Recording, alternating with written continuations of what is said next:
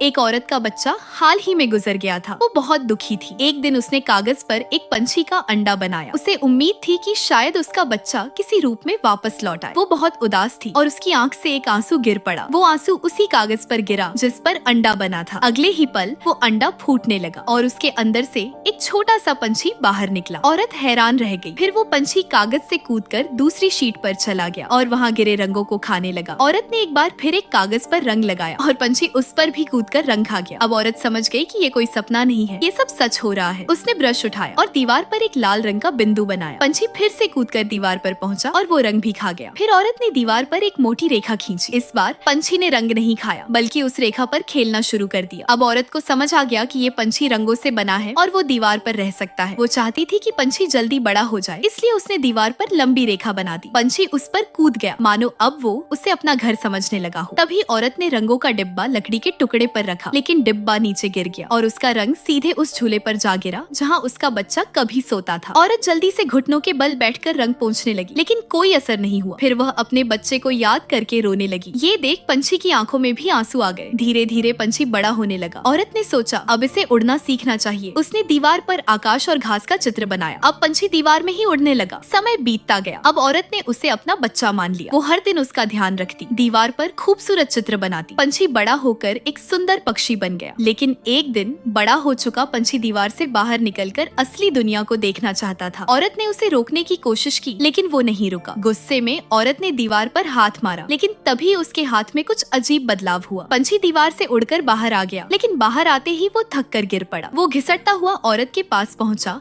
और अपने माथे से झूले पर गिरे रंग को पोंछने लगा, लेकिन उसकी हालत बिगड़ती गई और वो उठ नहीं पाया। औरत ने उसे देखा और खुद को दोष देने लगी। तब उसे समझ आया कि अगर वो पंछी जिंदा रह सकता है तो सिर्फ दीवार के अंदर। औरत ने दीवार का रास्ता खोला और पंछी को वापस अंदर भेज दिया। पंछी फिर से दीवार में जाकर ठीक हो गया। औरत का मन दुखी था, लेकिन उसे पता था कि यही सही है। इसके बाद पंछी दीवार के अंदर दूर उड़ गया और औरत ने भी चैन की सांस ली। अब औरत अपनी अधूरी पेंटिंग पूरी करने में लग गई।